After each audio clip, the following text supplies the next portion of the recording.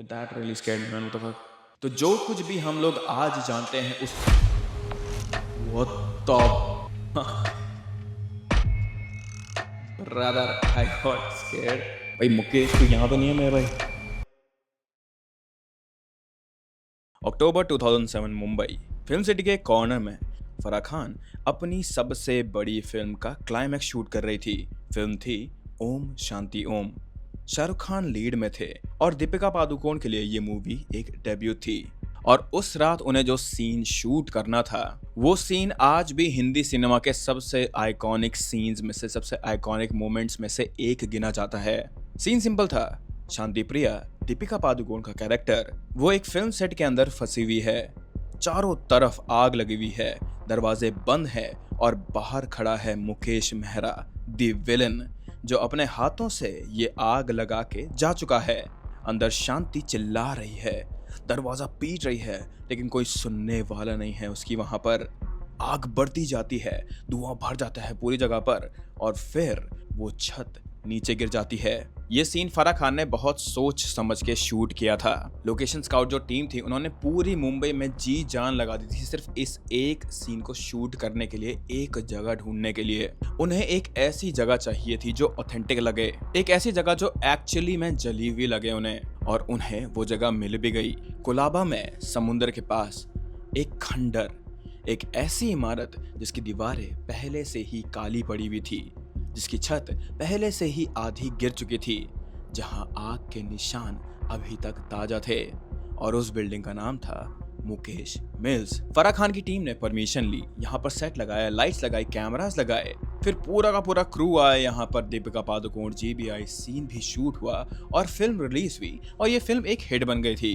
Movie बहुत ज्यादा अच्छी थी, इसमें बहुत सारे अच्छे मोमेंट्स थे, लेकिन शांति प्रिया का जो जलना था उस फिल्म सेट के अंदर वो ऑडियंस के दिमाग में परमानेंटली टैटू हो गया था। लेकिन उस दिन जो सेट पर लोग थे, लाइट बॉय हो गया, स्पॉट बॉयज हो गए, असिस्टेंट्स हो गए, उन्हें एक बात पता थी जो ऑडियंस को कभी भी नहीं बताई गई थी, जो पैरेलल फराह खान ने कभी भी एक्सेप्ट नहीं किया और जो बात किसी भी प्रेस इंटरव्यू में नहीं आई। दीपिका जिस फ्लोर पर खड़ी थी उस फ्लोर पर कहीं साल पहले असली लोग जले थे और कुछ लोगों के हिसाब से उसी फ्लोर के नीचे उन असली जली हुई लोगों की लाशें थी।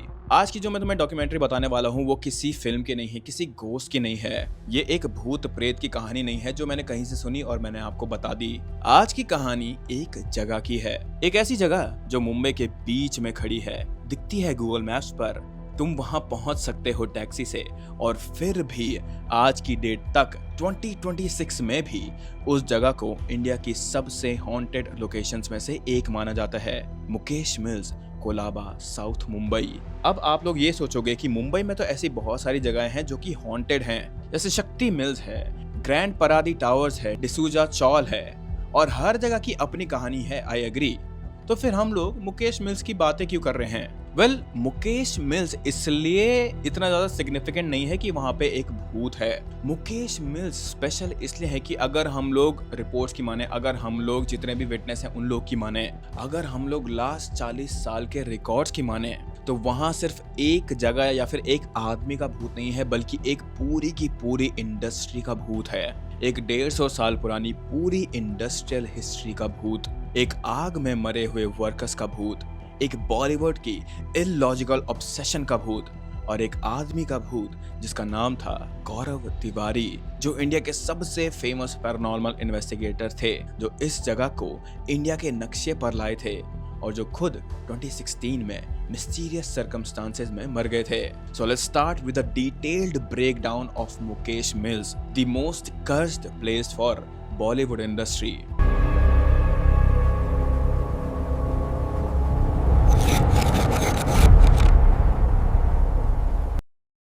Now before this video begins, मैं तुम लोगों को पहले ही बता देना चाहता हूँ कि ये एक हॉरर स्टोरी नहीं है, ये एक डॉक्यूमेंट्री है। मैं आपको कोई बनाई हुई या फिर किसी और की कहानी नहीं सुना रहा हूँ। यहाँ पर मैं आपको फैक्ट्स, फोकलोर और रिपोर्ट्स बताने वाला हूँ। So let's go back in time 2007 से पहले, 1982 से पहले, 1947 से भी पहले, अंग्रेजों के जमाने में, जब मुंबई बॉम्बे था और जब कोलाबा एक क्वाइट नेबरहुड था, जहां समुंदर की हवा आती थी और जहां एक गुजराती बिजनेसमैन ने डिसाइड किया कि वो यहां एक मिल बनाएंगे।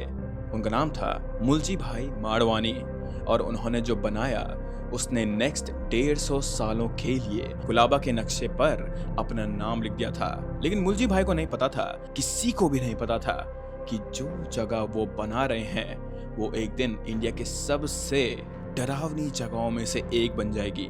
वो कैसे बनी, क्यों बनी और उस जगह पर एक्चुअली हुआ क्या था, ये सब हम लोग आगे जानेंगे।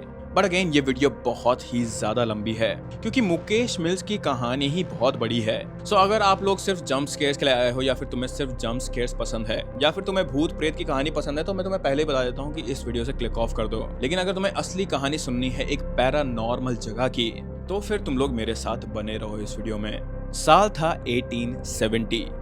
बॉम्बे अंग्रेजों का राज था उस समय पर और बॉम्बे उस वक्त दुनिया का सबसे तेजी बढ़ता हुआ शहर था और इसकी वजह थी कॉटन।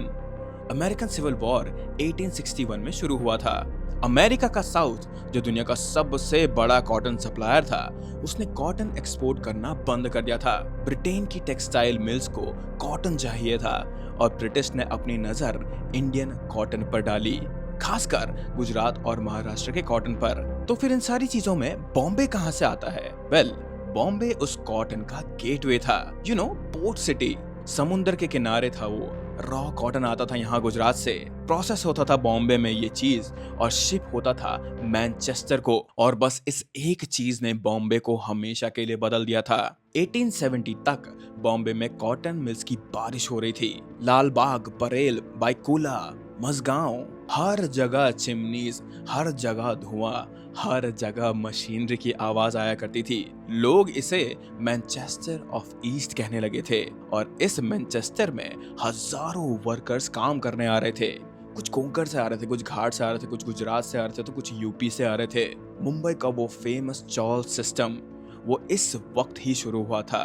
मिल वर्कर्स के लिए एक कमरा, एक फैमिली, एक कॉमन टॉयलेट और 3 शिफ्ट्स और जिंदगी बस उनके लिए मशीन के साथ ही चला करती थी। तो मुंबई काफी तेजी से बढ़ रहा था और इस माहौल में एक आदमी ने कोलाबा आके कहा कि यहाँ मैं अपनी खुद की एक मिल बनाऊंगा और उनका नाम था मुलजी भाई माड़वानी। अब यहाँ एक इंटरेस्टिंग बात है, ज्यादातर मिल्स सेंट्रल बॉम्बे में थे, परेल, लालबाग, ये सब areas as I said before. And reason simple था क्योंकि यहाँ पे जमीन सस्ती थी और वर्कर्स यहाँ पे बहुत पास में रहते थे। और यहाँ पे एक और चीज थी, वो थी रेलवे कनेक्टिविटी। तो कोलाबा में एक मिल बनाना वो ऑलमोस्ट एक क्रेजी आइडिया था। Colaba was a posh area, military containment थी यहाँ पे, ब्रिटिश ऑफिसर्स के बंगलोज थे यहाँ पे। और उससे भी बड़ा, कोलाबा एक पेनिनसुला है, समुंदर तीनों तरफ से घिरा हुआ है यहाँ पे। तो रॉ मटेरियल लाना और फिनिश गुड्स ले जाना सब शिप से करना पड़ता था उस टाइम पर। तो फिर मुलजी भाई ने आखिर कोलाबा अपनी मिल के लिए जगह क्यों चुनी? वेल, इसका एक ही वर्ड का आंसर है और वो है डॉक या फिर डॉकिंग। मुलजी भाई माड़वानी का आइडिया ये था कि वो अपना एक प्राइवेट डॉक बनाएंगे, अपना private jetty, which in turn meant सीधा समुंदर से कनेक्शन। मतलब रॉ कॉटन सीधा शिप से उतर कर उनके मिल में जाता और फिनिश क्लोथ्स सीधा शिप में एक्सपोर्ट होते, विच ऑल्सो मेंट कि उन्हें किसी भी मिडलमैन या फिर डिले का डर नहीं था कभी भी। So this was pure vertical integration, वो भी 1870s में। ये आइडिया जीनियस तो था ही लेकिन बहुत ही ज्यादा रिस्की भी था और इस आइडिया को एग्जीक्यूट करने के लिए बहुत सारे पैसे चाहिए थे। लेकिन मुलजी भाई के पास पैसा था। माड़वानी फैमिली गुजरात के रिच फैमिलीज में से एक थे। बिजनेस ऑलरेडी ईस्ट अफ्रीका तक पहुंचा हुआ था, युगांडा, केन्या तक। और मुलजी भाई ने फैसला किया कि बॉम्बे में जो कॉटन अपॉर्चुनिटी है वो उसे छोड़ बिल्कुल भी नहीं सकते हैं। तो यहाँ पर कंस्ट्रक्शन शुरू हुआ। By most accounts and reports मिल लगभग 1870s के बाद कंप्लीट हुआ था। कुछ सोर्सेस कहते हैं 1852 में, लेकिन ये कंफर्म नहीं है कभी भी। जो कंफर्म्ड है वो ये कि 1880s में मुकेश मिल्स ऑपरेशनल हो गया था।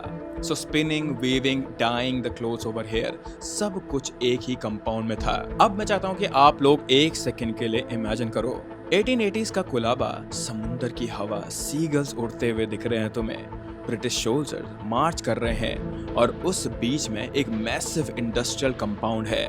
रेड ब्रिक दीवारें, 2 मंजिला 3 मंजिला बिल्डिंग, टॉल चिमनीज स्टैक्ड है जहां पर, और यहाँ पे दिन रात धुआं निकलता रहता है। अपना प्राइवेट डॉक जहां शिप्स लगे हुए हैं बहुत सारे, हंड्रेड्स ऑफ वर्कर्स अंदर जाते हैं हर सुबह और हंड्रेड्स ऑफ वर्कर निकलते हैं रात के टाइम पर। मशीनरी की आवाज यहाँ पर 24 घंटे आती रहती है और ये आवाज ऐसा लगता है कि रात में भी नहीं रुकती, और ये सब आइसोलेटेड था। सेंट्रल बॉम्बे की मिल्स जैसी नहीं थी ये जगह। यहाँ काम करने आने वाले वर्कर्स वो शहर से कट ऑफ थे एक्चुअली। शिफ्ट्स 12 घंटे की थी। कुछ वर्कर्स मिल के कंपाउंड में ही रहते थे, बैरक्स में, और एक बार शिफ्ट शुरू हो जाती तो नेक्स्ट 12 घंटे बस मशीन, बस कॉटन, बस आग जो बॉयलर में जलती रहती थी। So this was a closed ecosystem basically, अपने आप में ही एक दुनिया थी ये। और शायद अगर हम लोग इस चीज को रेट्रोस्पेक्टिवली देखें तो इस आइसोलेशन ने इस जगह को कुछ और ही बना दिया था, क्योंकि यहाँ जो भी होता था वो चीज, उस बात की खबर बाहर नहीं जाती थी। यहाँ जो सुना जाता था वो बाहर नहीं सुनाई देता था। यहाँ जो होता था वो यहीं इसी मिल के अंदर, इसी बिल्डिंग के अंदर रह जाता था। वेल छोड़ो इस बात को, अभी मैं उस पॉइंट पर नहीं जा रहा हूँ, हम लोग क्रोनोलॉजिकली चलेंगे। सो अभी हम लोग हैं कि मिल्स चलना स्टार्ट हो गया है और अब हम हैं 1880s में। बाय 1890s मुकेश मिल्स ने अपनी रेपुटेशन स्टैब्लिश कर ली थी यहाँ पर। साउथ बॉम्बे की सबसे सक्सेसफुल टेक्सटाइल ऑपरेशन में से एक था ये। मुलजी भाई ने पैसा कमाया, बहुत सारा पैसा। मिल ने बॉम्बे के क्लॉथ मार्केट में अपनी जगह बना ली थी, which was a very hard thing to do by the way। Stock exchange पर शेयर लिस्ट हुई थी इनकी कंपनी की और लोकल बिजनेसमैन ने यहाँ पर इन्वेस्ट करना भी शुरू कर दिया था। और फिर एक चीज हुई जिसने मिल को परमानेंटली हमेशा के लिए चेंज कर दिया था। वो था 1914 में फर्स्ट वर्ल्ड वॉर शुरू हुई थी। इस वॉर की वजह से ब्रिटेन की मिलिट्री को यूनिफॉर्म्स चाहिए थे, मिलियंस ऑफ यूनिफॉर्म्स, बैंडेजेस चाहिए थे उन्हें, टेंट्स चाहिए थे उन्हें, पैराशूट के लिए सिल्क चाहिए था उन्हें, और ये सब बनाने के लिए चाहिए था exactly, you fused it right, cotton. और कॉटन के लिए उन्हें चाहिए थे इंडियन मिल्स। मुकेश मिल्स ने वॉर का कॉन्ट्रैक्ट लिया, प्रोडक्शन मल्टीप्लाई करी उन्होंने, नाइट शिफ्ट्स ऐड करी उन्होंने यहाँ पर, और वर्कर्स अब डबल काम करने लगे थे, और फिर मिल 24/7 चलने लगी। यस, दिस मेंट कि वर्कर्स को और भी ज्यादा पैसा मिलता था, लेकिन दिस ऑल्सो मेंट कि उनका एग्जॉशन बहुत ज्यादा बढ़ गया था। और इस सब के बीच में एक और बात हुई जो बहुत इंपॉर्टेंट थी। नई बिल्डिंग्स बनाई गई नए कंपाउंड के अंदर, डाइंग सेक्शंस बढ़ाए गए यहाँ पर, और स्टोरेज गोडाउन्स ऐड हुए। By the way this dyeing basically means जो कलर करने वाला होता है वो वाला डाइंग, और मिल का फुटप्रिंट पूरा का पूरा डबल हो गया था। ये 1914 से 1918 के बीच हुआ था। 3-4 सालों में rapidly everything was increasing without the same planning जो ओरिजिनल कंस्ट्रक्शन में बाय द वे था। तो ये बात याद रखना कि ओरिजिनल जो स्ट्रक्चर का उन्होंने पास बनाया होगा उसमें ये चीज बिल्कुल भी एडेड नहीं थी। वॉर खत्म हुई पहली और फिर भी मिल चलती रही। दे वर अर्निंग मनी, लेकिन फिर बॉम्बे की टेक्सटाइल इंडस्ट्री में दोबारा से सेकंड टाइम कुछ ऐसी चीज हुई जिसने सभी के सभी बिजनेसमैन को हिला दिया था। वो था the great Bombay textile strike from 1928 to 1929। ये हुआ ऐसा कि मिल ओनर्स ने रैशनलाइज प्रोग्राम शुरू कर दिया था, मतलब वर्कर्स की छटनी। लोग निकाले गए और जो बचे हुए थे उन पर काम डबल कर दिया गया था, और 1,50,000 वर्कर्स ने एक साथ यहाँ पर स्ट्राइक डाल दी थी। बॉम्बे की सारी मिल्स बंद हो गई थी उस टाइम पर, वो भी पूरे के पूरे 6 महीने के लिए। 6 महीने तक बॉम्बे की टेक्सटाइल इंडस्ट्री बिल्कुल फ्रोजन रही। सो यू कैन इमेजिन कि कितना बड़ा लॉस हुआ होगा यहाँ पे सभी अमीर लोगों को। मुकेश मिल भी इस चीज से अफेक्ट हुई थी बाय द वे, लेकिन यहाँ एक इंटरेस्टिंग चीज हुई थी इनकी मिल के अंदर। हिस्टोरिकल रिकॉर्ड्स के हिसाब से मुकेश मिल्स जल्दी रिकवर कर गई थी स्ट्राइक से, क्योंकि वो ज्योग्राफिकली आइसोलेटेड थी। जैसे कि मैंने तुम्हें पहले भी बताया था, ये काफी ज्यादा दूर थी सारी चीजों से। सेंट्रल बॉम्बे की मिल वर्कर्स यूनियन का डायरेक्ट इन्फ्लुएंस यहाँ पर नहीं हुआ था, विच ऑल्सो मेंट कि यहाँ पे वर्कर्स इतने ज्यादा भी नहीं भड़के थे। वर्कर्स से यहाँ पे वापस नेगोशिएशन करके उन्हें वापस बुला दिया गया था और मिल फिर से चलने लगी थी। लेकिन इस स्ट्राइक ने एक चीज स्टैब्लिश कर दी थी, बॉम्बे की मिल्स में work management tension permanent feature बन गया था यहाँ पर, जो आगे चल के 1970s और 80s में एक्सप्लोर होगी। एंड फिर आया 1939 वर्ल्ड वॉर 2। मुकेश मिल्स के लिए जो 1914 में हुआ था, 1939 ने उसको बस रिपीट किया। War contracts, round the clock productions, expansions, नए वर्कर्स, और इस बार क्योंकि बॉम्बे जापानीज बॉम्बिंग के टारगेट में था, मिल के अंदर बॉम्ब शेल्टर्स भी बनाए गए थे, यहाँ पे बेसमेंट डिग हुए थे, यहाँ पे टनल्स ऐड हुई थी और मिल का स्ट्रक्चर और भी ज्यादा कॉम्प्लेक्स हो गया था। And if you guys remember, मैं जैसे मैं पहले बोला था कि ये सब कुछ कंस्ट्रक्शन ओरिजिनल प्लान में बिल्कुल भी नहीं था। सोच के देखो, एक बिल्डिंग जो 1870s में बनी थी, उसके ऊपर 1914 में एक्सपेंशन हुआ, उसके ऊपर 1939 में और एक्सपेंशन, उसके अंदर टनल्स, बेसमेंट, नए सेक्शंस, पुराने सेक्शन से जोड़े गए, पुराने स्टेयरकेसेस से न्यू फ्लोर्स तक जाने के लिए जगह बनाई गई थी। ये बिल्डिंग अब एक सिंपल रेक्टेंगल नहीं थी, ये अब एक तरह की मेज बन चुकी थी। बट फिर 1947 में भारत को इंडिपेंडेंस मिली, ब्रिटिश यहाँ से चले गए, लेकिन मुकेश मिल्स चलती रही। मुलजी भाई माडवानी की फैमिली ने ओनरशिप फिर भी रिटेन रखी और इंडियन गवर्नमेंट ने टेक्सटाइल इंडस्ट्री को नेशनलाइज नहीं किया यहाँ पर, तो कॉटन मिल्स प्राइवेट हैंड्स में ही रही। और फिर 1950s और 60s में मुकेश मिल ने अपने गोल्डन एरा में एंटर करा, time off peak production, peak profitability और पीक एम्प्लॉयमेंट। लेकिन हर चढ़ाव के बाद एक फॉल, एक उतार आता ही है, और मुकेश मिल्स का फॉल वो 1970s में शुरू हुआ, जब पूरे बॉम्बे की टेक्सटाइल इंडस्ट्री खत्म होने लगी थी, जब दत्ता समांत नाम का एक लेबर लीडर इमर्ज हुआ था, जब 1982 की ग्रेट टेक्सटाइल स्ट्राइक की ग्राउंड वर्क रखी गई थी, जब मुंबई की मिल्स एक एक करके बंद होने लगी थी। लेकिन उससे पहले हम लोग मुकेश मिल्स के जो गोल्डन एरा था उसको थोड़ा सा देखेंगे। हम लोग इस मिल के पीक पे जाके देखेंगे, ताकि आप लोग को समझ आ जाए कि जो जगह आज भूतिया है, जो जगह आज खंडर है, कभी वो क्या थी, कौन से लोग वहाँ पे काम करते थे, उनकी जिंदगियां वहाँ पे कैसी थी, और ये बिल्डिंग आखिर इनसाइड आउट दिखती कैसी थी। क्योंकि जब तुम लोग इसके पीक के बारे में समझोगे, इसकी खुशी के बारे में समझोगे, तभी तो तुम्हें इसके फॉल के बारे में भी पता चलेगा। और मुकेश मिल्स का फॉल सिर्फ एक फॉल नहीं था, वो एक पूरी की पूरी आग थी। साल था 1955 और मुकेश मिल्स अपने पीक पर था। इस मिल का कंपाउंड 50 एकर्स का था। समुंदर से रेलवे लाइन तक अंदर अलग अलग सेक्शंस थे। Raw cotton storage, ginning, spinning, weaving, noise levels इतने ज़्यादा थे यहाँ पे कि वर्कर्स ने अपनी साइन लैंग्वेज डेवलप कर ली थी यहाँ पे काम करने के लिए। लेकिन यहाँ पे एक सेक्शन बहुत ज़्यादा अलग था और वो था कलर डाइंग सेक्शन। और कहीं ना कहीं हम इस ग्लोरी डेज के बारे में इसलिए भी बात कर रहे हैं ताकि तुम्हें ये पॉइंट समझ आ जाए कि आग शुरू कहाँ से हुई थी।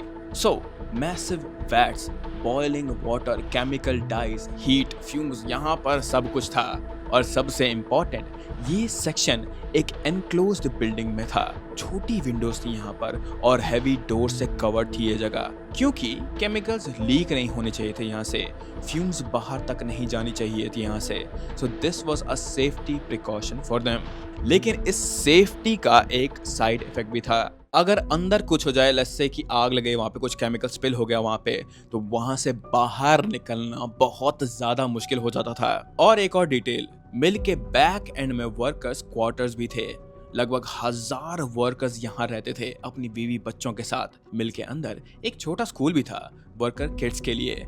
बच्चे यहाँ पे खेलते थे गोडाउन में और फिर कभी कभी स्कूल से वापस आके अपने घर वालों के काम भी देखते थे।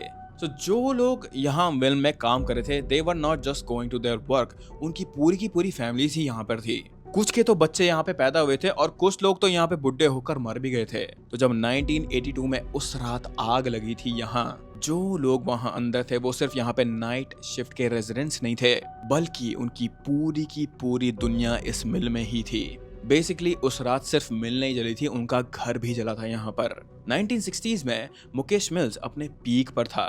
Europe, middle east, south Asia, यहाँ पे से हर एक जगह एक्सपोर्ट करा जाता था। माडवानी फैमिली बॉम्बे के रिचेस्ट फैमिलीज में से एक बन गए थे, लेकिन कारोबार में कुछ बदल रहा था।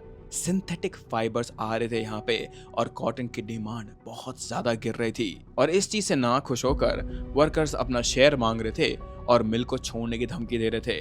1971 में यहाँ पर पहली स्ट्राइक हुई थी, 1975 में दूसरी और 1978 में तीसरी स्ट्राइक। हर स्ट्राइक के बाद मैनेजमेंट का एटीट्यूड बिगड़ता गया।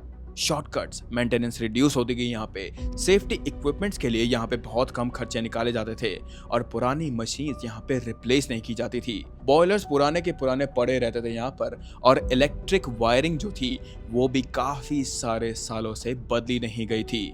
फायर सेफ्टी सिस्टम्स भी 1940s के थे यहाँ पे, और उन्हें भी ठीक नहीं करा गया था।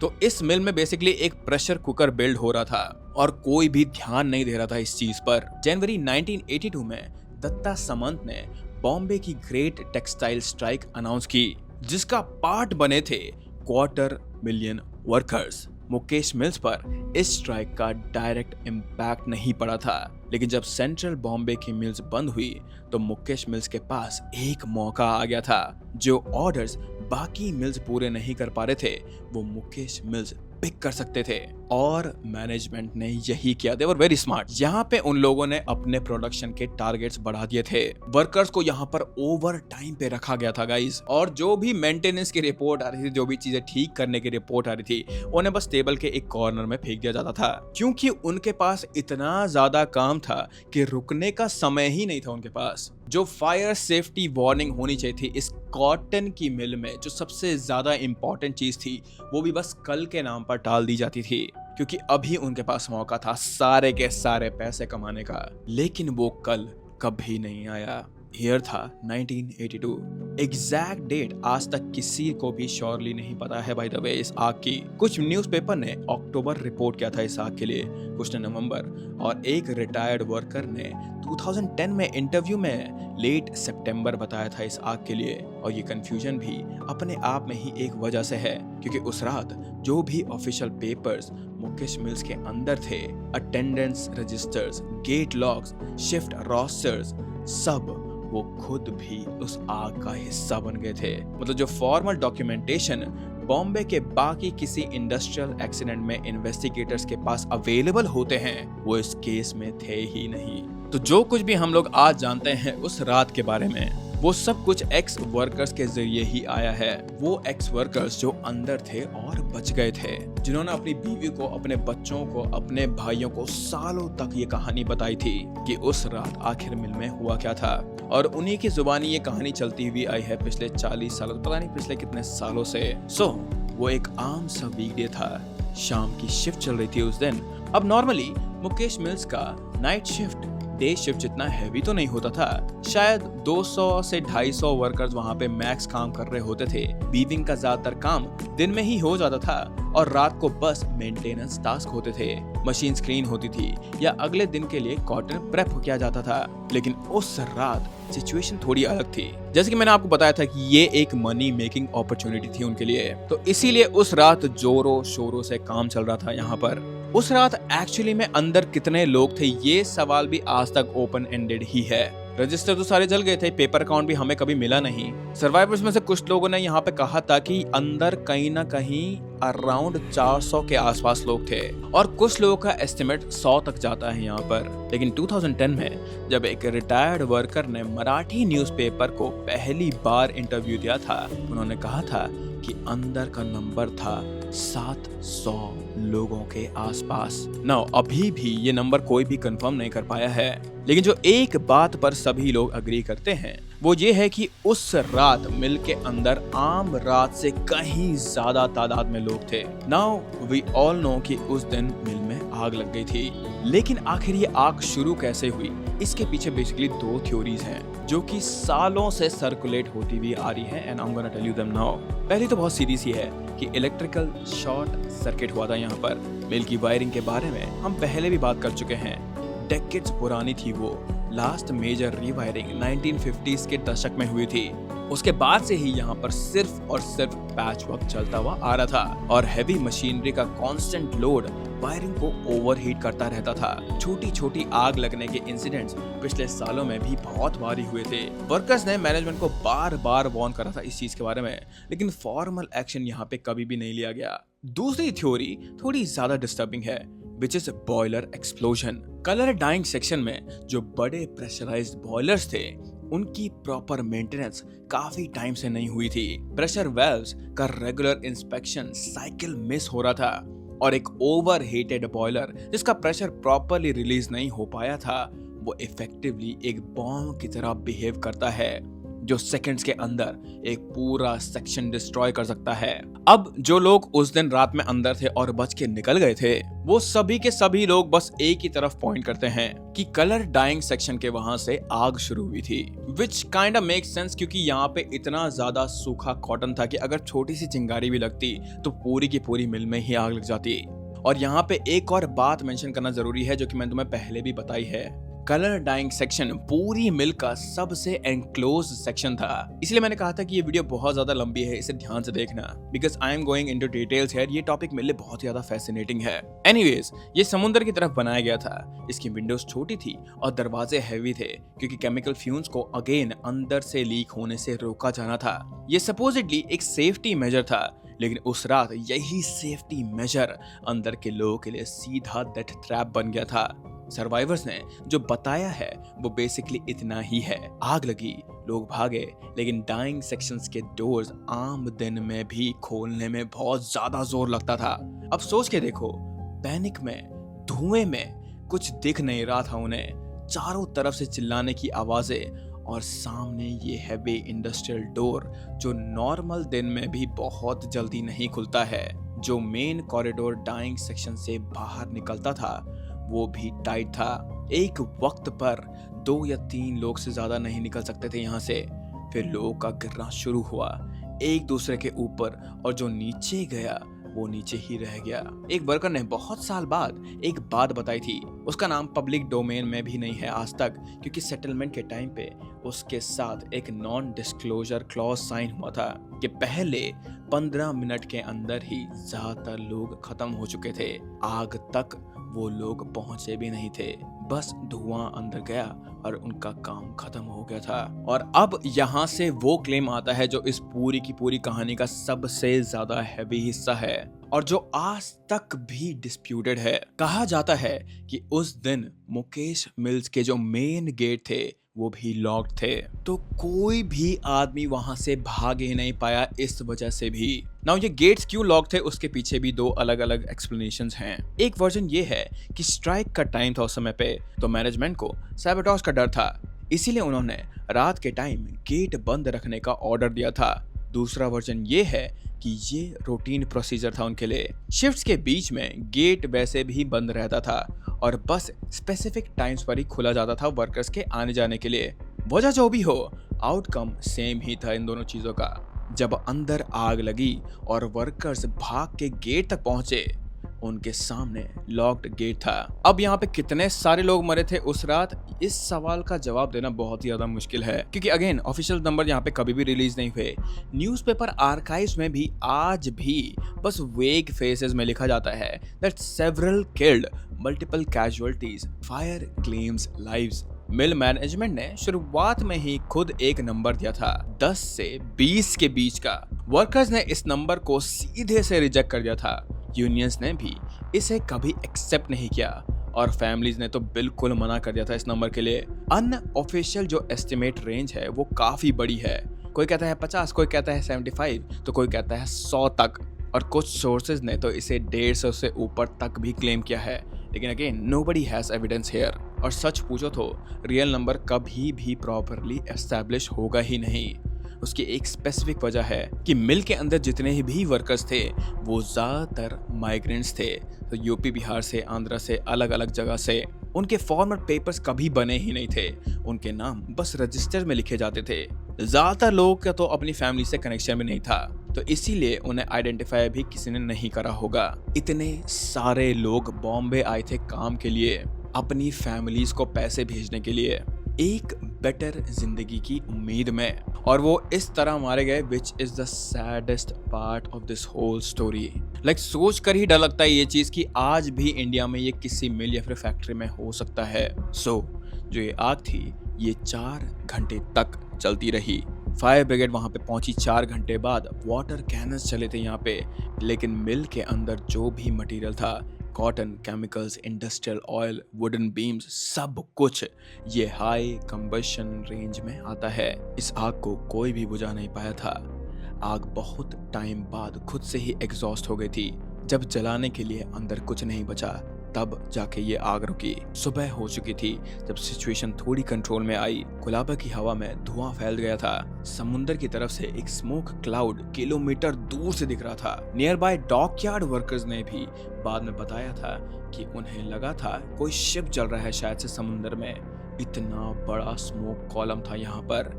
मिल के लगभग 15 बिल्डिंग्स में से 8 पूरी तरह से डिस्ट्रॉय हो गए थे। मेन वेविंग ब्लॉक खत्म हो गया था।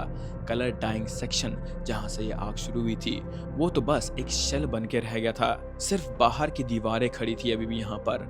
अंदर सब कुछ कोलैप्स हो चुका था। वर्कर बैरिक्स जहां फैमिलीज रहती थी, उनको भी हैवी डैमेज पहुंचा था यहाँ पर। 1 हफ्ते पहले तक मुकेश मिल्स बॉम्बे में एक रनिंग प्रॉफिटेबल टेक्सटाइल ऑपरेशन थी।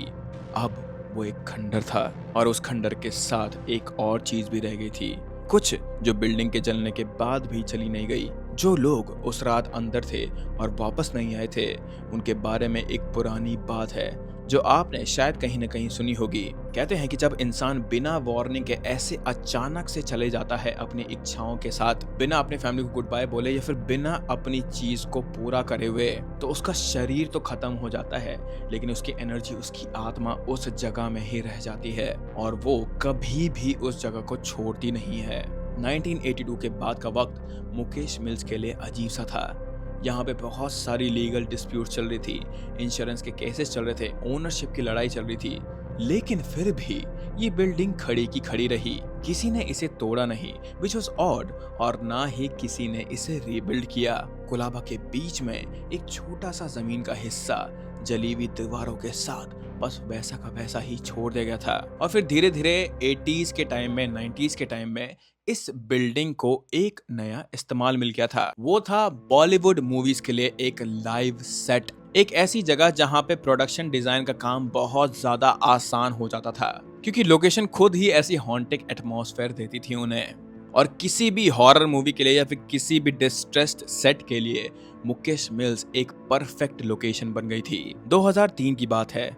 सुभाष घई की मुक्ता आर्ट्स प्रोडक्शन के बैनर तले एक फिल्म शूट हो रही थी जिसका नाम था फुटपाथ। डायरेक्टर विक्रम भट्ट थे, कास्ट में इमरान हाशमी थे, आफ्ताब शिवदेसानी थे, राहुल देव, और लीड एक्ट्रेस के रूप में थी बिपाशा बासु। इस फिल्म के कुछ एक्शन सीन्स के लिए एक इंडस्ट्रियल लोकेशन चाहिए थी उन्हें, रॉ और ग्रिटी टाइप की, बॉम्बे की अंडर बेली जैसा कुछ फील चाहिए था उन्हें इस लोकेशन से। प्रोडक्शन टीम ने लोकेशन की स्काउटिंग की, और एक ही नाम उनके सामने बार बार आ रहा था, और वो था मुकेश मिल्स का। कोलाबा की वो बर्न्ड आउट रूइंस जो पिछले डेकेड में डजन्स ऑफ शूट होस्ट कर चुकी थी।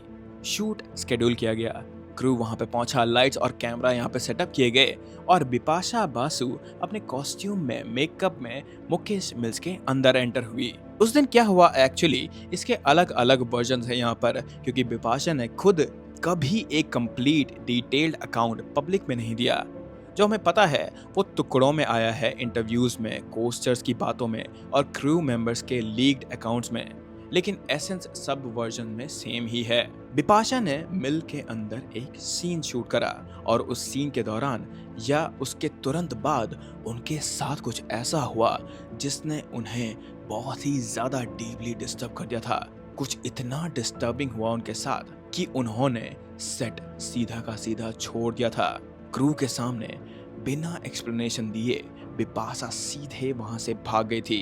वो सीधा अपने वार्डरोब वैन में गई, अपना मेकअप हटाया उन्होंने, अपने कपड़े बदले, और मिल के कंपाउंड से वो बाहर निकल गई थी बहुत ज्यादा जल्दी में। बाद में जब उनसे इस इंसिडेंट के बारे में इंटरव्यू में पूछा गया था, तो उन्होंने केयरफुली वर्डेड आंसर दिया।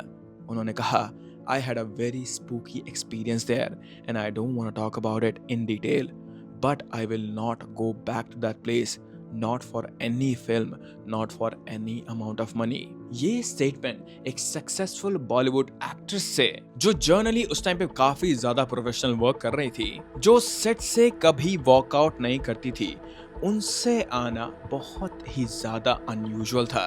और इंटरेस्टिंग बात यहाँ पे तुम लोग सुनो, सुभाष घाई की टीम ने इस मैटर को कभी पब्लिकली उछलने ही नहीं दिया। इस मैटर के बारे में उन्होंने कभी पब्लिकली बात करी ही नहीं। यूजुअली अगर लीड एक्ट्रेस सेट छोड़ के चले जाती है तो प्रोडक्शन के लिए ये एक मेजर इश्यू होता है। शेड्यूल्स ब्रेक हो जाते हैं यहाँ पे काफी ज्यादा, और फाइनेंशियल लॉस भी होते हैं, जिसका पूरा का पूरा इल्जाम उस एक्ट्रेस पे या फिर उस एक्टर पे आ जाता है। लेकिन इस केस में प्रोडक्शन ने क्वाइटली लोकेशन चेंज की, फुटपाथ के रिमेनिंग सीन्स किसी और जगह पे शूट हुए, और कोई भी कंप्लेंट यहाँ पे किसी ने नहीं की। जैसे कि पूरी टीम को पता था कि जिस चीज के बारे में वो बात नहीं करना चाहते हैं, अगर उसकी बात बाहर आ गई तो कुछ बहुत बुरा हो जाएगा। बिपाशा के इंसिडेंट के बाद एक और कहानी सर्कुलेट होने लगी थी यहाँ पे, एक कहानी जो बिपाशा ने शायद नहीं बताई, लेकिन सेट पर मौजूद लोग बताते रहे सालों तक। कहते हैं शूट के दौरान एक एक्सीडेंट हुआ था वहां पर। सेट पर एक पंडित थे जो किसी रिचुअल सीन के लिए यहाँ पे हायर किए गए थे, और शूट के कुछ टाइम बाद उन पंडित की तबीयत बिगड़ने लगी थी। कुछ अकाउंट्स के मुताबिक वो फेंट हो गए थे और फिर उन्हें हॉस्पिटल ले जाया गया, और एक वर्जन में जो मोस्ट एक्सट्रीम है बाय द वे, जो वेरीफाई भी नहीं हुआ है, वो पंडित सरवाइव नहीं कर पाए। ये क्लेम कि पंडित जी सरवाइव नहीं कर पाए हैं, ये एक रिपोर्टेड क्लेम है, so it's not in any police records. Mukta arts ने भी इसे कभी कंफर्म नहीं किया था, लेकिन बॉलीवुड के ट्रेड सर्कल्स में ये कहानी हमेशा फैलती गई, और बिपाशा ने खुद कभी इस इंसिडेंट पर ना तो कमेंट करा, ना ही इसे उन्होंने कभी डिनाई करा। जो भी हुआ, फुटपाथ के आसपास एक काले साये जैसा बन गया था, और मुकेश मिल्स की रेपुटेशन, जो पहले भी पैरानॉर्मल सर्कल्स तक सीमित थी, अब मेन स्ट्रीम बॉलीवुड गॉसिप तक पहुंच गई थी। इस वक्त तक 2003 में मुकेश मिल्स एक लोकल हॉरर स्टोरी बन गया था, जिसके बारे में बॉम्बे के लोग जानते थे, फिल्म इंडस्ट्री भी जानती थी, पैरानॉर्मल एंथुसियास्ट के छोटे ग्रुप्स जानते थे, लेकिन ये एक पैन इंडिया फिनोमिनन अभी तक नहीं बना था। वो बनना शुरू हुआ जब एक आदमी ने इस जगह को मैप पर डाला, और उनका नाम था गौरव तिवारी। नाउ गौरव तिवारी के बारे में मैं बहुत ज़्यादा डिटेल में बात नहीं करूंगा, क्योंकि उनके ऊपर मैंने ऑलरेडी एक डिटेल्ड डॉक्यूमेंट्री बना रखी है अपने SRP चैनल पर, जिसे तुम लोग यहाँ पे जाकर देख सकते हो। बाय द वे, मैंने इसका नीचे लिंक दे रखा होगा पिंड कमेंट में। लेकिन फिर भी गौरव तिवारी जी क्योंकि इतने ज़्यादा इंपॉर्टेंट है मुकेश मिल्स के लिए, तो मैं उनका एक छोटा सा ओवरव्यू दे देता हूँ यहाँ पर। गौरव तिवारी का जन्म हुआ था 3 सितंबर 1984 को उत्तर प्रदेश में। वो एक नॉर्मल मिडिल क्लास फैमिली में ग्रो हुए थे। स्कूलिंग उन्होंने दिल्ली में करी थी, और उनकी लाइफ का एक टर्निंग पॉइंट था जो बहुत अनयूजुअल था। कॉलेज के दौरान गौरव यूनाइटेड स्टेट्स गए थे एविएशन ट्रेनिंग के लिए। वो कमर्शियल पायलट बनना चाहते थे। उन्होंने यूएस में फ्लाइट स्कूल अटेंड किया था, और वहां पर अपने फ्लोरिडा में रहने के दौरान उन्होंने कुछ एक्सपीरियंस किया जो उनके लाइफ के लिए हमेशा एक चेंजिंग पाथ में कन्वर्ट हो गया था। एग्जैक्ट डिटेल गौरव ने खुद कई इंटरव्यूज में दिए थे। फ्लोरिडा के एक अपार्टमेंट में जहां वो रहते थे, वहां उनके साथ कुछ पैरानॉर्मल इंसिडेंट्स हुए थे। पहले उन्होंने इन्हें इग्नोर करा, सोचते थे कि ये उनकी इमेजिनेशन है या फिर जेट लैग है, ये उनके लिए स्ट्रेस है उनके लिए। लेकिन इंसिडेंट्स कंटिन्यू होते गए, और आखिर में गौरव ने लोकल पैरानॉर्मल इन्वेस्टिगेशन ग्रुप से कांटेक्ट किया। यहीं से उनका इंटरेस्ट शुरू हुआ इन सारी चीज़ों में। अगेन, पूरी डिटेल के लिए आप मेरी ये वाली डॉक्यूमेंट्री देख सकते हैं SRP चैनल पर। और जब वो इंडिया वापस आए 2009 में, तो उन्होंने फैसला किया कि इंडिया को एक proper professional paranormal investigation organisation चाहिए, जो सीरियस हो, जो एविडेंस बेस्ड हो, जो एंटरटेनमेंट के लिए नहीं बल्कि रिसर्च के लिए हो। और फिर उन्होंने एक ऑर्गेनाइजेशन बनाई जिसका नाम था GRIP, GRIP, ghost research and investigators of India, which was Delhi based. Now Gaurav बाकी पैरानॉर्मल इन्वेस्टिगेटर्स की तरह चिल्लाते नहीं थे। वो किसी भी चीज को बहुत ज्यादा एग्जैजरेट नहीं करते थे। वो ड्रामेटिक म्यूजिक के साथ बैकग्राउंड में कोई घोस्ट बनाने के लिए ऐसे उतावले नहीं होते थे। वो बस डेटा प्रेजेंट करते थे और अपनी ऑडियंस को डिसाइड करने देते थे कि क्या यहाँ पे सच में कोई घोस्ट है या नहीं। इंडिया में एक पूरी जनरेशन ने पैरानॉर्मल रिसर्च को गौरव की आंखों से देखा था और उनके लिए गौरव तिवारी एक ट्रस्ट का नाम था। और 2012 के आसपास गौरव ने मुकेश मिल्स भी विजिट करना शुरू कर दिया था। ये उनकी पहली विजिट नहीं थी शायद, उन्होंने मल्टीपल ट्रिप्स किए थे यहाँ पे मिल्स के अंदर अपने ग्रिप टीम के साथ। कुछ विजिट्स पब्लिकली डॉक्यूमेंटेड थे जैसे कि टीवी शोज के लिए, और कुछ प्राइवेट थे अपने रिसर्च के लिए। गौरव के मुकेश मिल्स एक्सपीरियंस से जो पब्लिकली अवेलेबल है बाय द वे, उनमें से कुछ में हाइलाइट्स हैं। पहली बात, EVP रिकॉर्डिंग्स। गौरव और उनकी टीम ने मिल्स के अलग अलग सेक्शंस में डिजिटल रिकॉर्डर्स प्लेस किए हुए थे और बाद में जब रिकॉर्डिंग्स को एनालाइज किया तो उन्हें मल्टीपल वॉइसेस मिली थी यहाँ पर, जो कि ज़्यादातर अनक्लियर थी और कुछ बेयरली ऑडिबल थी, लेकिन कुछ सरप्राइजिंगली बहुत ज़्यादा क्लियर थी। एक रिकॉर्डिंग में जो ग्रिप ने पब्लिक किया था, एक फीमेल वॉइस सुनाई देती है और वो हिंदी में कुछ कहती है, मुझे मत छोड़ो, मुझे मत छोड़ो। वो रिकॉर्डिंग आज भी ग्रिप के आर्काइव में है। आज भी अगर आप उसे सुने तो आवाज वही है। They did not remove it। 40 साल बाद भी वही औरत, वही डरावनी लाइन आज भी तुम लोग सुन सकते हो। गौरव ने खुद इस रिकॉर्डिंग के बारे में इंटरव्यू में कहा था, ये उन रिकॉर्डिंग्स में से एक है जिनकी नेचुरल एक्सप्लेनेशन हमें आज तक नहीं मिली। कोई क्रू मेंबर वहाँ नहीं था उस वक्त, कोई रेडियो इंटरफेरेंस नहीं थी वहाँ उन्हें, और ये वॉइस इतनी ज़्यादा क्लियर है कि इस पे यकीन कर पाना मुश्किल था। दूसरी बात थी K2 meter readings. K2 meters electromagnetic field detect करते हैं। अबैंडन्ड बिल्डिंग्स में नॉर्मल रीडिंग्स लो होती हैं क्योंकि इलेक्ट्रिकल इक्विपमेंट्स वहाँ नहीं होते, लेकिन मुकेश मिल्स में गौरव की टीम ने अनयूजुअली हाई स्पाइक्स रिकॉर्ड किए थे, खासकर कलर डाइंग सेक्शन में जहाँ से आग शुरू हुई थी, और स्पाइक स्पेसिफिक पैटर्न में आती थी यहाँ पे क्वेश्चंस के रिस्पॉन्स में, बेसिकली जैसे कि कोई इंटेंशनली उनको रिस्पॉन्ड कर रहा हो, उनके क्वेश्चंस का आंसर दे रहा हो। तीसरी बात था टेम्परेचर ड्रॉप्स। इन्वेस्टिगेटर्स के साथ थर्मल सेंसर्स भी थे और एक कॉरिडोर के एंड में टेम्परेचर सडनली गिर जाता था, वो भी 10 से 12 डिग्री से, और फिर नॉर्मल हो जाता था बिना किसी रीजन या फिर एयर फ्लो के। चौथी बात और सबसे ज्यादा डिस्टर्बिंग बात इन माय ओपिनियन वाज कि इन लोग का इक्विपमेंट बार बार फेल हो जाता था। गौरव की टीम ग्रिप जो थी वो प्रोफेशनल थी, जैसे कि मैंने तुम्हें बताया, और उनकी टीम ने पहले भी कहीं ज्यादा बार ये कैमरास, ये सारी की सारी इक्विपमेंट्स यूज करी हुई थी। ये हाई एंड इक्विपमेंट्स थी जो कि प्रॉपरली हमेशा चार्ज रहते थे, हमेशा ये सारे के सारे इक्विपमेंट्स प्रॉपरली कैलिब्रेटेड रहते थे। पर मुकेश मिल्स में रैंडमली बार बार ये कैमरास खराब हो रहे थे, इनकी बैटरीज रैंडमली ड्रेन हो जाती थी बहुत ज्यादा जल्दी 10 मिनट की रिकॉर्डिंग के बाद ही। ये ना गौरव ने कभी पहले देखा था ऐसा, और ना ही इस चीज के बाद ऐसा उन्होंने कभी रिपोर्ट किया था। गौरव ने मुकेश मिल्स को कैटेगराइज किया उनकी ओन रैंकिंग सिस्टम में most paranormally active site in India. उनसे ज्यादा एक्टिव उन्होंने कहा सिर्फ भांगड़ फोर्ट है राजस्थान में, और Bhangarh fort by the way एक हिस्टोरिकल साइट है विच इज गवर्नमेंट प्रोटेक्टेड।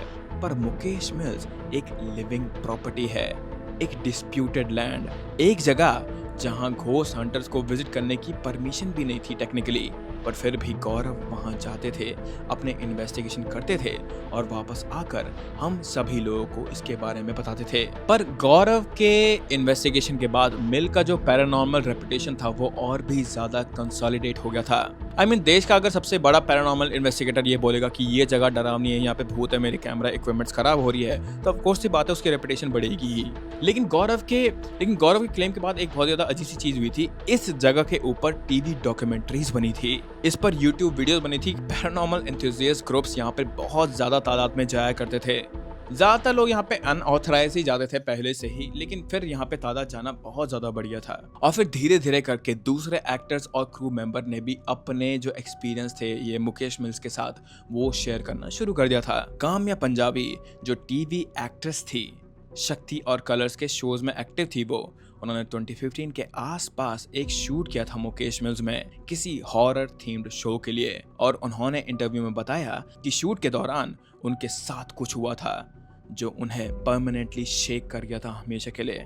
उन्होंने कहा, I broke down, I could not continue, I don't know what I saw but it wasn't okay. Kamya ने एग्जैक्ट डिटेल्स का भी शेयर नहीं किए थे डर की वजह से, क्योंकि उन्हें लगता था कि अगर वो इस चीज़ को मुंह से बाहर बोल देंगी तो वो चीज़ उन्हें फॉलो करती रहेगी।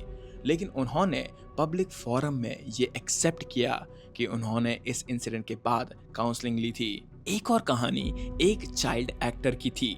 नाम पब्लिक में नहीं आया था उसका क्योंकि बच्चा था वो छोटा सा और फैमिली ने प्राइवेसी के लिए रिक्वेस्ट करी थी।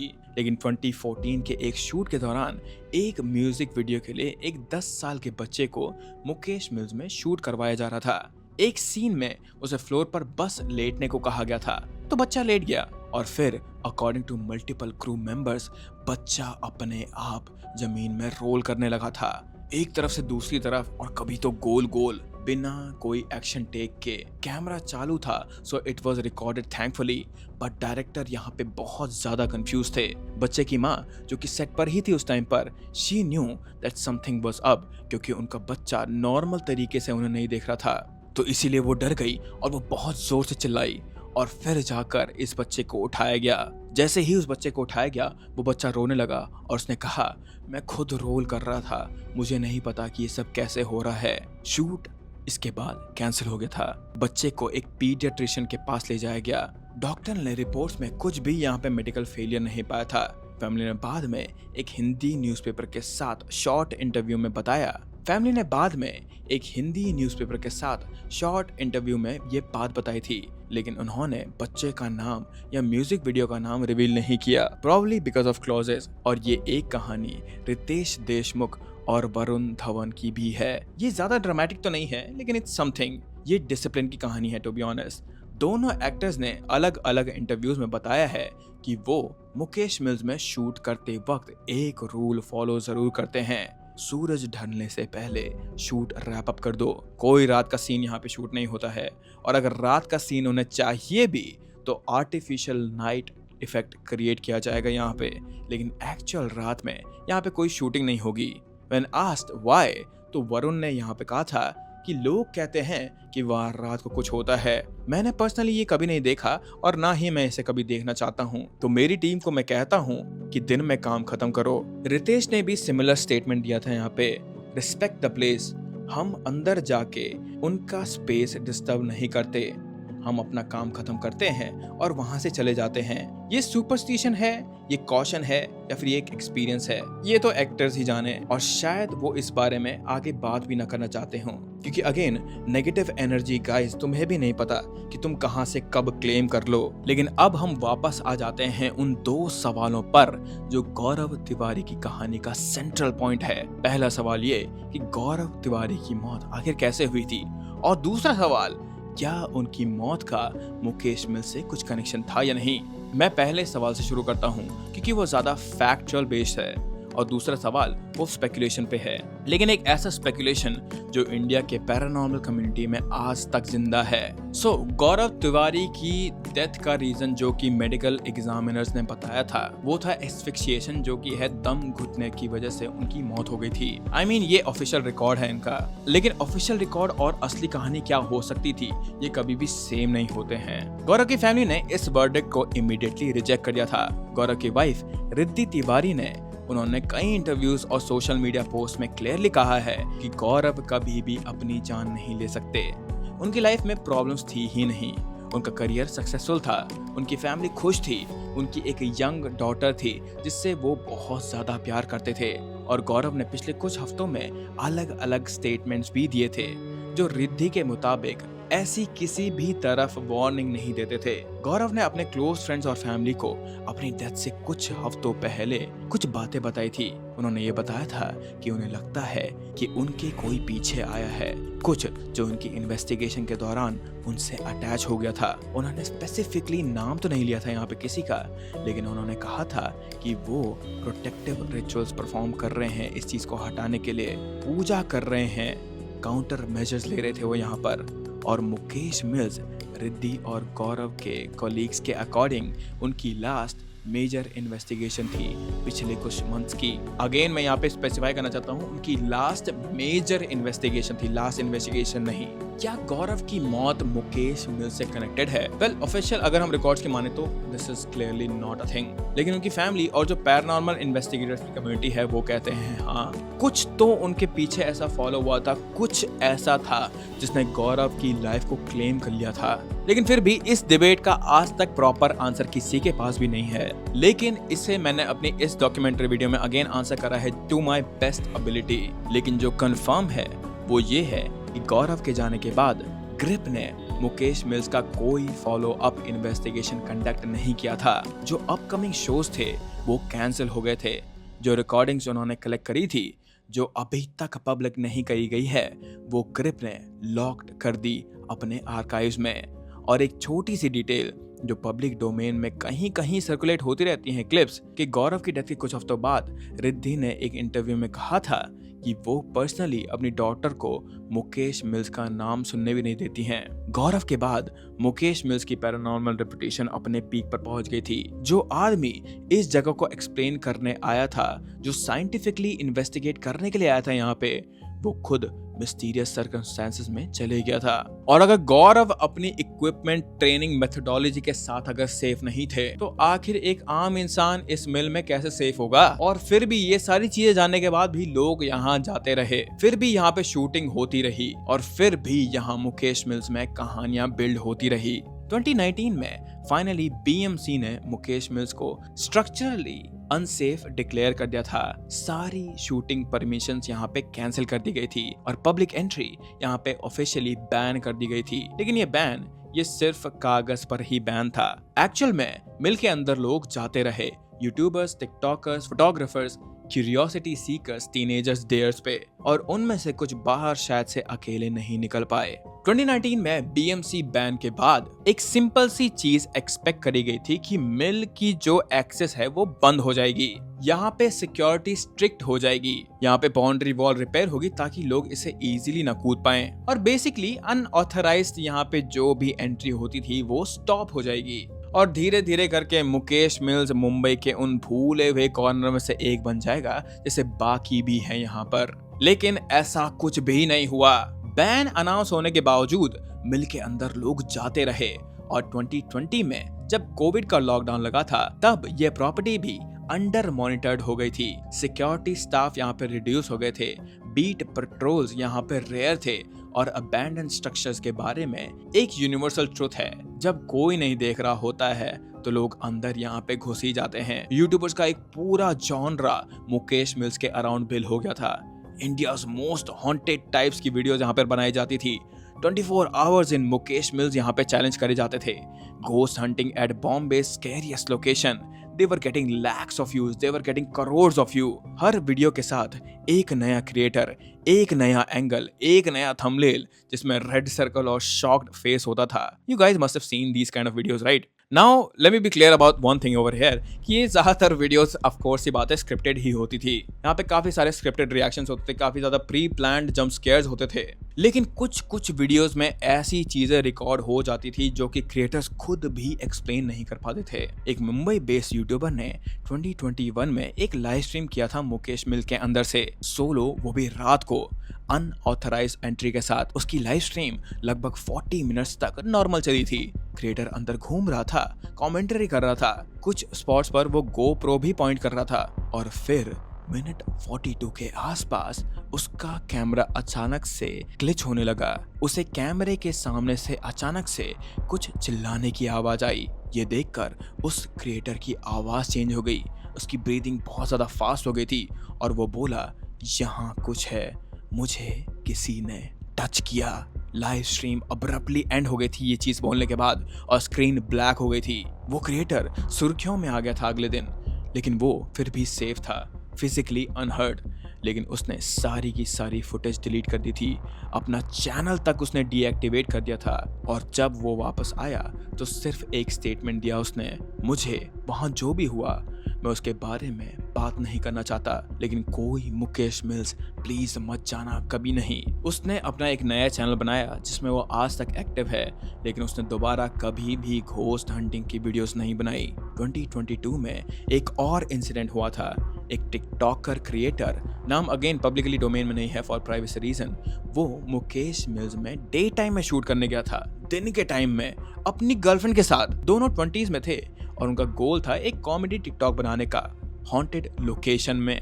क्रिएटर ने अपनी गर्लफ्रेंड के रिएक्शन कैप्चर करने थे जब वो डेयर परफॉर्म कर रही हो। वो दोनों अंदर गए। पहले 15 मिनट नॉर्मल थे उनके लिए। वो घूमते रहे, वीडियोस शूट करते रहे, जोक्स क्रैक करते रहे, और फिर उसकी गर्लफ्रेंड जो नॉर्मली आउटगोइंग थी, कॉन्फिडेंट थी, सडनली उसने अपना बिहेवियर चेंज कर लिया। वो चुप हो गई। फिर वो कह रही थी कि उसे अब जल्दी से वापस जाना है।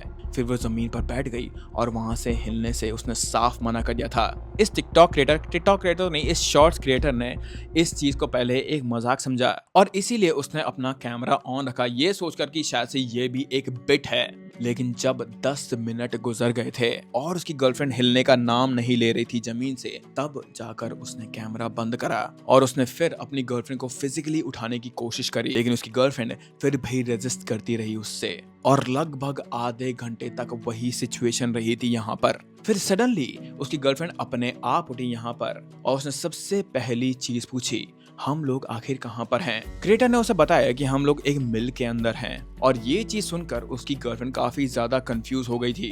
उसे याद नहीं था अंदर आना, वहां अंदर रिकॉर्ड करना और अपना जमीन पर गिरना। उसकी मेमोरी सिर्फ वहां तक थी कि वो लोग मिल के बाहर गेट पे खड़े थे। वो लोग बाहर आए, उसकी गर्लफ्रेंड को एक डॉक्टर के पास ले गए। डॉक्टर ने उस लड़की के ऊपर न्यूरोलॉजिकल स्कैन भी किया, लेकिन दोबारा से कुछ भी नहीं पाया डॉक्टर्स ने। साइकियाट्रिक कंसल्ट रिकमेंड किया गया था इसके। कपल ने बाद में कुछ सेशंस अटेंड किए और 1 साल बाद एक हिंदी न्यूज पोर्टल के साथ इंटरव्यू किया था। गर्लफ्रेंड ने कहा, मुझे आज तक याद नहीं है कि मैंने मिल के अंदर गई कैसे और मैं वहां क्यों बैठी रही, मुझे सच में कुछ पता नहीं है। लेकिन दोबारा से सेम चीज इस क्रिएटर ने भी करी। उसने अपनी सारी की सारी फुटेज डिलीट कर दी और कुछ भी कभी भी पब्लिकली इस फुटेज के बारे में नहीं कहा। और फिर आया 2025 का अक्टूबर। रेड बुल इंडिया ने एक इवेंट ऑर्गेनाइज किया था मुंबई में, एक extreme sports theme production. Part of the event schedule था एक अबैंडन्ड लोकेशन में, और इनिशियली ऑर्गेनाइजर्स ने मुकेश मिल्स को कंसिडर किया था क्योंकि विजुअली स्ट्राइकिंग था ये और हिस्टोरिक भी था, और रॉ इंडस्ट्रियल एस्थेटिक परफेक्ट था उनकी ब्रांडिंग के लिए। लोकेशन स्काउटिंग टीम यहाँ पर गई, 3 प्रोफेशनल एक्सपीरियंस्ड क्रू, कई फॉरेन और इंडियन प्रोडक्शंस के साथ काम कर चुके थे ये लोग। Bye the way, scouting visit 2 घंटे की थी। सो बेसिकली उन्हें यहाँ पे असेस करना था, फोटोग्राफ खींचने थे, नोट्स बनाने थे और फिर वापस आ जाओ। स्टैंडर्ड प्रोटोकॉल था उनके लिए ये। टीम के 2 मेंबर शेड्यूल टाइम पर वहां वापस आए, लेकिन तीसरी वापस नहीं आई। उनका फोन बजता रहा, तो फिर उन्होंने वापस मिल के अंदर जाकर उस लड़की को ढूंढने की कोशिश करी, और वो उन्हें पूरी मिल में कहीं नहीं मिली, लेकिन पूरी मिल में इस फोन की बजने की आवाज आती रही थी। फिर बहुत देर बाद उन्होंने एक अपर फ्लोर पे उसे ढूंढना शुरू करा, और वो वहीं बैठी थी, कलर डाइंग सेक्शन के एक कॉर्नर में, वही सेक्शन जहां से आग शुरू हुई थी। उसने 1 सेकंड के लिए अपनी टीम को पहचाना नहीं, लेकिन फिर कुछ देर बाद उसकी आंखों में वापस वो रिकग्निशन आई, और फिर उसने अपनी टीम से कहा कि sorry, I must have zoned out over here. शायद से मैं डिस्ट्रैक्ट हो गई थी, लेकिन अगर वो डिस्ट्रैक्ट हुई थी तो वो जमीन में बैठ के क्या कर रही थी? उसकी टीम के मुताबिक उसका बात करने का तरीका काफी अलग था, उसका पोस्चर डिफरेंट था। वो लड़की, वो औरत नहीं लग रही थी जो 3 घंटे पहले यहाँ अंदर आई थी स्काउटिंग के लिए। और जब वो लोग वापस गए थे अपने घरों में, तब भी ऐसा लग रहा था उन्हें कि इस लड़की ने कुछ तो अंदर छोड़ दिया था, अपना एक पार्ट, अपना कुछ चीज जो वो लोग कभी वापस नहीं लेके आ सकते थे। रेड बुल ने जब ये चीज सुनी थी तो उन्होंने यहाँ पे लोकेशन चेंज कर दी थी। लोकेशन कहीं और पे रखी गई थी और मुकेश मिल्स को ऑफिशियली रिजेक्ट कर दिया गया था, और रीजन उन्होंने पब्लिक स्टेटमेंट में दिया था, and I quote, logistical concerns. Now let's come to 2026। Mukesh mills अभी भी खड़ी है कोलाबा में ही, समुंदर के पास। उसके विंडोज अभी भी टूटे हुए हैं, उसकी छत स्टिल पार्शियली केव्ड है, उसकी वॉल्स अभी तक जली हुई हैं, रीडेवलपमेंट भी अभी स्टेल्ड है वहां पर, लीगल डिस्प्यूट्स अभी भी अनरिजॉल्व्ड है, एंड ओनरशिप स्टिल कंटेस्टेड है, और लोग हर हफ्ते, हर महीने वहां जाते रहते हैं unauthorised of course, despite BMC के बैन के बावजूद भी, डिस्पाइट नोइंग दिस थिंग कि मिल कभी भी गिर सकते हैं, इट्स नॉट सेफ देयर। लेकिन अभी भी वो मेन सवाल जो मैंने वीडियो की शुरुआत में पूछा था कि क्या मुकेश मिल हॉन्टेड है, इसका सिंपल आंसर तो यही है कि वहां पे एक बहुत बड़ी ट्रेजेडी हुई थी, बहुत सारे लोग यहाँ पे मरे थे और उनकी आत्माएं वहां पे कैप्चर हो गई हैं। This is a classic paranormal theory जिसके ऊपर लोग बिलीव करते हैं। लेकिन इसका दूसरा आंसर है, and I am very sorry to say this thing, नहीं, ये शायद से लोगों का इमेजिनेशन हो सकता है। एक बिल्डिंग जो बहुत ज्यादा बड़ी सी दिखती है, जो बहुत ज्यादा स्कैरी दिखती है, उसमें लोग ऐसी चीजें बिलीव करते हैं एंड कुछ लोग स्केप्टिक भी जाते हैं यहाँ पे, तो वो और भी ज्यादा बिलीव करते हैं। लेकिन इसका एक तीसरा जवाब भी है गाइस,